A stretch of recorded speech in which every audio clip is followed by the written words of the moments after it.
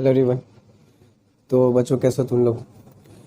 तो उम्मीद करता हूँ सभी लोग रिलैक्स फील कर रहे होंगे अब एग्ज़ामिनेशन देने के बाद। पिछले 4-5 महीने से बहुत टेंशन में थे, एग्ज़ाम कैसे होगा क्या होगा।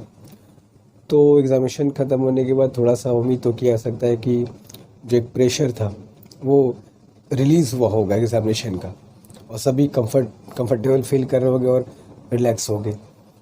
चलो, तो एग्ज़ामिनेशन फाइनली डन। थोड़ा बात कर लिए थे एग्ज़ामिनेशन के बारे में, क्या था कैसे था, एक एक करके कुछ बातें हम लोग करते हैं। जैसे पहले फिज़िक्स सेक्शन की बात कर लिया जाएगा। फिज़िक्स सेक्शन कैसा था, कितना आया, क्या बातें थी उसमें। फिर थोड़ा डिफ़िकल्टी लेवल एंड पैटर्न की बात करेंगे। ओवरऑल पेपर का पैटर्न क्या था, क्या डिफ़िकल्टी लेवल था। फिर एक्सपेक्टेड कट ऑफ की बात करेंगे, क्या कट ऑफ हो सकता है इस पेपर के हिसाब से, चांसेस क्या होंगे हमारे, इसकी बात भी कर लेंगे। और फाइनली जब तक इनकी बात ना किया जाए तब तक हमारा काम कंप्लीट नहीं होगा। सब इन्हीं की माया है, एनटीए की। जैसा हुआ जो भी हुआ इनकी बात भी करेंगे हम लोग, ठीक है, एक एक करके। तो सबसे पहले फिजिक्स सेक्शन की अगर बात किया जाए तो पिछले 5-6 महीनों में हम लोग जितना भी फिज़िक्स में पढ़े हैं, बहुत सारे क्वेश्चंस हमारे एग्ज़ामिनेशन में हमको मिले हैं। कुछ क्वेश्चन तो एकदम क्लासरूम के वही डाटा के साथ क्वेश्चंस हमारे पेपर में मुझको मिले। बच्चों ने बताया कि ऐसे ऐसे क्वेश्चंस आ रहे हैं। फिर मैंने पेपर देखा तो मुझको भी लगा कि सारे क्वेश्चंस तो हम लोग क्लास में करके रखे हैं पहले से। कुछ क्वेश्चंस जैसे फॉर एग्जांपल एक कॉन्वेक्स और कॉन्केव लेंस वाला है, जो फोकल लेंथ हम लोग निकाले थे, वो एक इनइलास्टिक कोलिजन में कोफिशिएंट ऑफ रेस्टिट्यूशन पूछा गया था। फिर ऐसे ही कुछ एक कॉन्केव लेंस में भी क्वेश्चन हम लोग क्लास में एग्जैक्टली किए थे, वो आया था। फिर एक रोलिंग स्फीयर के रोटेशन एनर्जी और काइनेटिक एनर्जी का रेशो पूछा गया था, जो हम लोग बहुत अच्छे से समझे थे। तो ऐसे ही ओवरऑल मैंने जब पेपर देखा तो मुझको लगा कि काफ़ी क्वेश्चंस हम लोग के एग्ज़ामिनेशन में जो आए हैं वो हम लोग क्लासरूम में बहुत अच्छे से करें उस चीज़ को। और तुम्हें से बहुत लोगों ने किया भी है, तुम्हें से बहुत लोगों ने मुझसे बात की, मुझसे वो मैसेज उनका मिला कि बहुत लोगों ने 35+ क्वेश्चन फिजिक्स सेक्शन में करके आए हैं, ऑलमोस्ट करेक्ट भी किए हैं। मैक्सिमम जो मुझसे बात हुआ है, मुझको मैसेज बच्चों के मिले, वहाँ तक मुझको लगता है कि 25 to 35 मेरे बच्चों ने लगभग फिज़िक्स में अच्छे से अटैम्प्ट किया है, और अच्छे खासे करेक्ट भी हैं उनके, ठीक है। तो 25 to 35 फिज़िक्स सेक्शन में ये ही स्कोर मैक्सिमम बच्चों का मुझको मिला है कि इतने क्वेश्चन वो लोग करके आए, ऑलमोस्ट करेक्ट करके आए, जो कि बहुत बढ़िया स्कोर है इस पेपर के हिसाब से, ठीक है। चलो, तो अब फिज़िक्स सेक्शन में एक बात और देखा गया कि क्वेश्चंस बहुत डिफ़िकल्ट नहीं थे, बस उनको पूछने का तरीका कुछ बदल जा रहा था, जिससे थोड़ी मुश्किल पैदा हो रही थी। But overall section was good. और अगर हम लोगों ने बहुत अच्छे से पढ़ाई करी है, जितना 5-6 महीने हम लोगों ने पढ़ा है, रिवीजन किया है, तो बहुत मुश्किल हमारे लिए पेपर नहीं था। बहुत चीज़ें ऐसी थी जो एकदम टू द पॉइंट थी, पढ़ाई गई थी, एकदम वैसा ही चीज़ें एग्जामिनेशन में आया, ठीक है। तो ये तो फिजिक्स सेक्शन की बात हो गई। अब ये चीज़ हमारा 25 to 35 क्वेश्चंस जो मैं बोल रहा हूँ फिज़िक्स में, मैक्सिमम बच्चों ने किया है, बताया है मुझको। अब ये कितना इफ़ेक्टिव है, कम है, ज़्यादा है, इसकी बात हम बाद में करेंगे। अभी पहले बात करते हैं सीक्वेंस वाइज। अब जरा पेपर के डिफ़िकल्टी लेवल एंड पैटर्न की बात कर लिया जाए। डिफ़िकल्टी लेवल की बात किया जाए तो जो क्वेश्चन पेपर था उसको मैं, देखो पहली बात तो डिफ़िकल्टी लेवल या इजी था, ये हम तभी बात कर सकते हैं जब हम किसी चीज़ से कंपेयर करें। ऐसे किसी पेपर को हम एब्सोल्यूट डिफ़िकल्ट या इजी नहीं कह सकते ना, हमें कंपेयर करना होगा किसके रिस्पेक्ट में बोल रहे हैं, डिफ़िकल्ट या इजी। तो जो एग्ज़ामिनेशन BHU का अब तक होता आया है, इसके पहले एनटीए के पहले जो BHU अपना एग्ज़ामिनेशन कराता रहा है, उसके कंपैरिजन में अगर कंपेयर किया जाए इस पेपर को, तो yes, the paper was a bit difficult. इसमें कोई शंका नहीं है। तुम्हें कोई भी कुछ बोलेगा मत मानना, ये फैक्ट है, सच है। पेपर ओवरऑल जो पेपर था वो डिफ़िकल्ट था, इसमें कोई शंका नहीं है। मॉडरेट टू डिफ़िकल्ट भी कह सकते हो, बट इट वॉज, है ना, अगर कंपेयर किया जाए पिछले सालों के जो क्वेश्चंस रहे हैं। और मुझको याद आ रहा है, तुमसे कुछ लोगों से मैंने कहा भी था कि 2012 में जो एग्ज़ाम हुआ था, मुझको याद आ रहा है 2012 में भी ऐसा ही कुछ देखने को मिला था। काफ़ी मुश्किल क्वेश्चन पेपर बनाया गया था उस वक्त।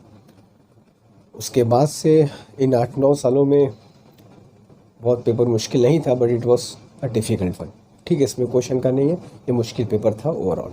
ठीक है, पैटर्न की बात करोगे तो पैटर्न ऑफ कोर्स बहुत बिल्कुल बदला हुआ पैटर्न था।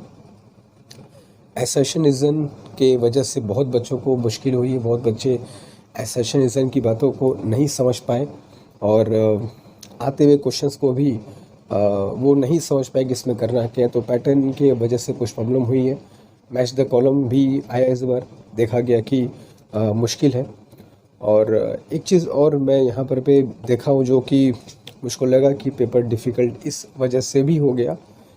कुछ क्वेश्चंस ऐसे मुझको दिखाई दिए जिनके 4 ऑप्शन जो थे वो अपने आप में ही 4 क्वेश्चंस थे। मतलब उस एक क्वेश्चन में वर्चुअली तुम्हें 4 क्वेश्चन सॉल्व करने थे।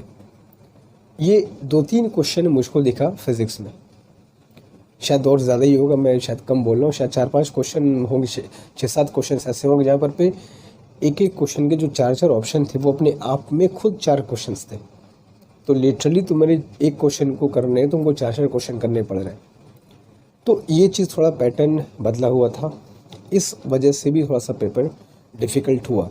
ठीक है, इस बात को हम लोग मानेंगे, एक्सेप्ट करेंगे। ठीक है, बट मैं एक बात यहाँ कहूँगा, हम लोग किसी भी एग्ज़ामिनेशन को क्रिटिसाइज़ नहीं कर सकते इसलिए कि वो डिफ़िकल्ट है। हम ये नहीं कह सकते कि आप पेपर डिफ़िकल्ट मत बनाइए, इजी बनाइए, हम ये नहीं कह सकते। ठीक है, बट ठीक है, एक लेवल के हिसाब से बनना चाहिए। बट अब उसमें क्या लेवल उनका हो सकता था, क्या उनको ऐसा करना चाहिए, नहीं करना चाहिए, इससे बात होती रहेगी। बट हम लोग एज सच किसी को नहीं बोल सकते कि आप एग्ज़ामिनेशन में इजी क्वेश्चंस दीजिए, डिफ़िकल्ट मत दीजिए, ऐसा नहीं बोल सकते। बट मैं एक ओवरऑल व्यू तुमको बता रहा हूँ, क्वेश्चन पेपर कंपैरेटिवली क्या था, तो इट वॉज डिफ़िकल्ट। ठीक है, मॉडरेट डिफ़िकल्ट कह सकते हो। ठीक है, और पैटर्न ऑफ कोर्स बदला हुआ था, इस बदले पैटर्न की वजह से भी डिफ़िकल्टी हुई है। ठीक है, expected cut off and chances की बात थोड़ा कर लिया जाए। बच्चे बहुत परेशानी से इसको लेकर के बहुत मैसेज कर रहे हैं, बात कर रहे हैं कि सर कट ऑफ के बारे में बता दिए, क्या चांसेस है हमारे, हमने इतने क्वेश्चंस किए, हमने उतने क्वेश्चंस किए हैं, क्या चांसेस है हमारे। तो अगर चांसेस की बात किया जाए तो जैसे मैंने कहा कि फ़िज़िक्स में काफ़ी बच्चों ने, जैसे मेरी बात हुई है, जो लोग मुझसे जुड़े रहे थे लगातार इस 5-6 महीनों में, जिनसे मेरा लगातार कम्युनिकेशन बना रहा, बहुत बच्चे ऐसे थे, उनकी जब मुझसे बात हुई तो उन्होंने कहा कि सर 25 to 35 मैक्सिमम लोगों का मुझको मिला, किसी का 28, किसी का 30, किसी का 26 ऐसे सही क्वेश्चंस फिजिक्स में मिले। जब मैंने पेपर की डिफ़िकल्टी लेवल को चेक किया, देखा, तो मैंने पाया कि ये जो 25 to 35 का रेंज है फिजिक्स का, ये बहुत अच्छा रेंज है। इस पेपर की डिफ़िकल्टी लेवल को देखते हुए अगर तुमने ये रेंज में क्वेश्चन सॉल्व कर रखा है correct, it's very very good, बहुत अच्छा है। ठीक है, इसी तरीके से अगर हम 25 मैथमेटिक्स, 25 केमिस्ट्री, 25 बायो भी अगर जोड़ देते हैं तो ओवरऑल अगर हम 75 क्वेश्चंस इन तीनों में मिलाकर करते हैं एकदम सही, तो हमारे होते हैं टोटल 300 मार्क्स। अब 300 मार्क्स क्या सही है, क्या कट ऑफ हो सकता है सर? तो देखो, ओवरऑल अगर मैं इस पेपर को एनालाइज़ करूं और डिफ़िकल्टी लेवल की बात करूं, चेंज पैटर्न की बात करूं, और जो बच्चों के रिएक्शंस मिले हैं उनकी बात करूं, तो मुझको लगता है कि 275 मार्क्स के आसपास कट ऑफ होना चाहिए। प्लस माइनस 5-10 नंबर यहाँ वहाँ हो सकता है, that is different thing, but 270 के आसपास ही हमारा कट ऑफ रहेगा, ऐसा मुझको लगता है। तो जिन बच्चों ने 70-75 क्वेश्चन कर रखे हैं सही, अच्छा, तो उनका बहुत चांस है, फेयर चांस है कि they will be get selected. ठीक है, ऐसा हो सकता है। अब एग्जैक्टली तो हम लोग एग्जामिनेशन के रिज़ल्ट के बाद ही बात करेंगे, बट ये एक्सपेक्ट ऐसा कर सकते हैं कि 275 अगर मार्क्स आते हैं, क्योंकि मुझको जिन बच्चों से बात हुई सबने कहा कि सर फिज़िक्स में तो कोई दिक्कत नहीं, हम लोगों ने 25-30 के आसपास क्वेश्चन कर लिए हैं। कुछ बच्चों को थोड़ा सा केमिस्ट्री और बायो में दिक्कतें हुई हैं। तो अगर जिन लोगों ने इस चीज़ को मैनेज कर लिया और 75 से 70 के आसपास पहुंच गए हैं, कुछ बच्चे ऐसे हैं जो जिससे मेरी बात हुई है तो काफ़ी अच्छा कि 90 के आसपास पहुँचे हैं उन लोग, तो और सही किए हैं, तो उन लोगों का तो कंफर्म है, कोई दिक्कत नहीं है। इस पैटर्न इस डिफ़िकल्टी लेवल के हिसाब से कंफर्म है। बट अगर 70-75 के आसपास भी है तो बहुत अच्छा चांस है और उम्मीद होने का पूरा उम्मीद है। ठीक है, तो फिंगर क्रॉस रखो, हो सकता है, बिल्कुल हो सकता है। बहुत फेयर चांस है, अगर तुम इस मार्क्स के आसपास हो तो बहुत फेयर चांस होगा तुम्हारा सिलेक्शन होने का, ऐसा मैं एक्सपेक्ट करता हूँ। एक चीज़ और बात किया जाए कि कट ऑफ एंड चांसेस में ये जो डिफ़िकल्टी लेवल है उसके हिसाब से हम लोग कट ऑफ की बात कर रहे हैं और पैटर्न के हिसाब से हम लोग कट ऑफ की बात कर रहे हैं। तो दो चीज़ों में हमेशा बात हो रही है कि डिफ़िकल्टी लेवल और चेंज पैटर्न। तो एक बात मैं यहाँ पे क्लियर कर दूँ कि देखो, डिफ़िकल्टी लेवल तो ऐसा नहीं था क्वेश्चन कि हमारा क्वेश्चन पेपर बहुत जटिल था और प्रश्न बहुत मुश्किल थे, बहुत कॉम्प्लेक्स किस्म के जटिल थे जिनका हल बहुत मुश्किल था, ऐसा कुछ भी नहीं था। क्वेश्चन बहुत अच्छे थे, कॉन्सेप्चुअल थे, बस मुश्किल इसलिए हुई कि उनको पूछने का जो पैटर्न था वो बहुत बदला था। जब मुझे एक क्वेश्चन याद आ रहा है जिसमें ग्रेविटेशनल पोटेंशियल एनर्जी की बात किया गया था, तो उसमें चारों ऑप्शन में अलग अलग बातें कही गई थी। लिटरली वो 4 अलग अलग क्वेश्चंस थे। ठीक है, तो इस वजह से हालांकि वो आसान थे मगर उनको करने में थोड़ा वक्त लगा, तो इस बदले पैटर्न की वजह से डिफ़िकल्टी लेवल थोड़ी बढ़ी है। वरना क्वेश्चन पेपर बहुत ही कह सकते हो कॉम्प्लेक्स नहीं था, जटिल नहीं था, okay fine, level is okay. तो जो पूछने का तरीका था उनका वो थोड़ा सा बदला था, इसलिए ये थोड़ा सा डिफ़िकल्टी लेवल थोड़ा सा बढ़ गया था। वरना क्वेश्चन बहुत मुश्किल नहीं थे। ठीक है, कॉन्सेप्चुअल थे, डायरेक्ट क्वेश्चन भी पूछे गए थे। ठीक है, इस बात को भी ध्यान रखेंगे हम लोग। तो इसलिए अगर इन सब बातों को ध्यान रखा जाए तो कट ऑफ एंड चांसेस की बात किया जाए तो दिस इज़ ओके फाइन। ठीक है, इतने हम लोग हैं तो हमारे बहुत अच्छा फेयर चांस है। फाइनली अब एनडीए की बात कर लिया जाए।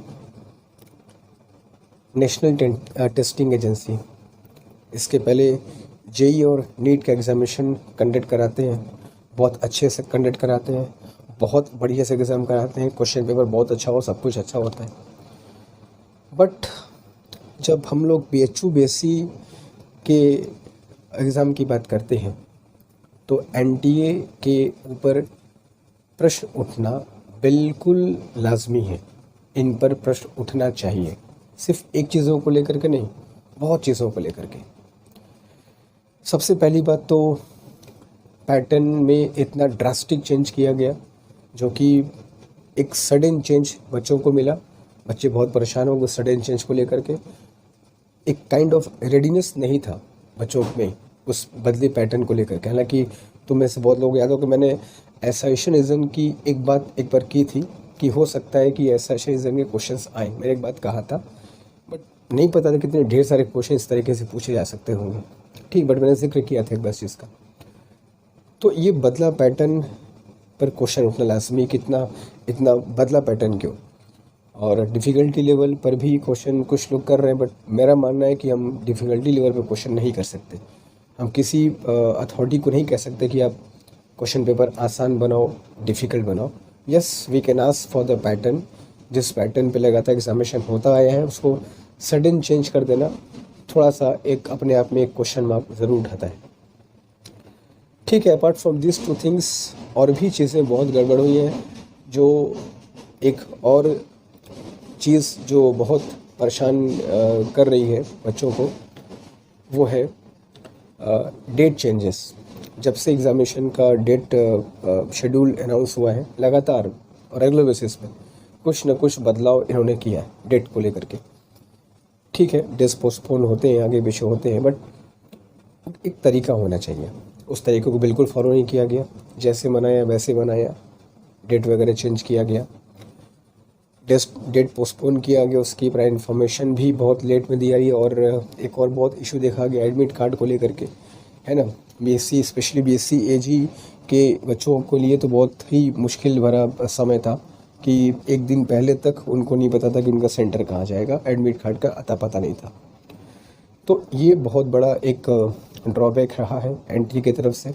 और एग्ज़ामिनेशन हम कंडक्ट करा रहे हैं। अभी आज रात में ही मेरे पास काफ़ी बच्चों के फ़ोन आए, मैसेज आए कि सर एडमिट कार्ड नया डाउनलोड करने को बोला गया।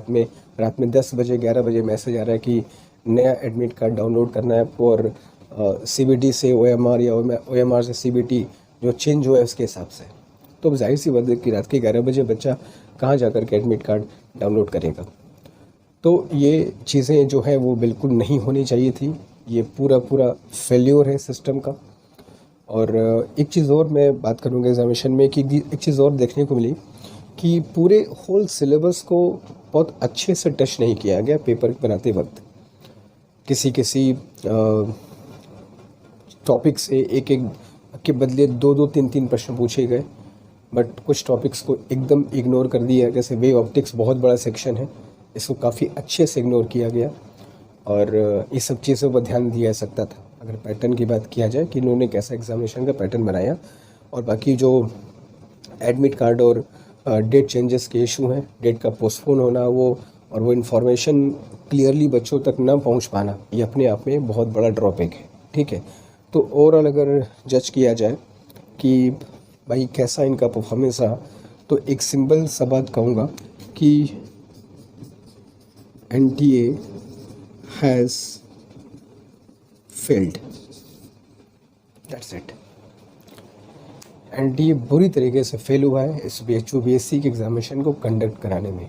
अब अच्छे से JEE और नीट के एग्जामिनेशन को कंडक्ट कराते रहे हैं and we appreciate it, but जब BHU BSc की एग्जामिनेशन की ये हालत बना कर रखी गई है कि बच्चे एकदम मतलब रो दिए हैं, कहने का मतलब ये है, बस एकदम रो दिए हैं, क्या करें कैसे करें कोई बताने वाले कुछ नहीं, एकदम रो दिए बच्चे लोग। तो यही कहूँगा NTA बहुत बुरी तरीके से फेल हुआ है इस एग्ज़ामिनेशन को कंडक्ट कराने में, और इस पर ध्यान देना चाहिए। और BHU अथॉरिटी को ये देखना चाहिए कि आगे इस पर क्या हो सकता है। ठीक है, क्योंकि एक इतने दिन से एक तो एक एग्ज़ामिनेशन का डेट अनाउंस नहीं हो रहा था, आज होगा कल होगा करते करते अनाउंस हुआ, उसमें भी काफ़ी चीज़ें कंफर्म नहीं थी। हमेशा इनका बदलता रहा, कभी शेड्यूल, कभी पैटर्न, कभी OMR CBT, कभी डेट, लगातार बदलता रहा, कुछ फिक्स नहीं रहा। ठीक है, बदलना भी प्रॉब्लम नहीं है, ठीक है चीज़ें बदलती, मगर एक तरीके से, सब चीज़ एक तरीके से होती है तो ठीक होता है। और अगर वो तरीका सही ना हो तो मुश्किल सबके लिए पैदा होती है। तो इसलिए मैं कहूँगा NTA बुरी तरीके से फेल हुआ इस एग्ज़ामिनेशन को कंडक्ट कराने में। ठीक है, तो ये थोड़ा सा इन्फॉर्मेशन था एग्ज़ामिनेशन के बारे में जो हम लोगों ने अभी दिया है, और कुछ और भी इन्फॉर्मेशन है वो मैं धीमे धीमे करके तुम तक पहुंचाता रहूँगा, शेयर करता रहूँगा।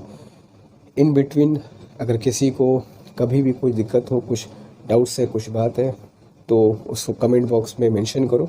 नेक्स्ट लेक्चर में हम लोग जब बात करेंगे तो उसको ज़रूर डिस्कस किया जाएगा, उसके बारे में हम ज़रूर बात करेंगे। ठीक है, और तब तक हमेशा की तरह पॉजिटिव रहो और अच्छा सोचो। रिज़ल्ट एग्ज़ामिनेशन बहुत अच्छा गया है, रिज़ल्ट भी अच्छा ही आएगा। ठीक है, थैंक यू।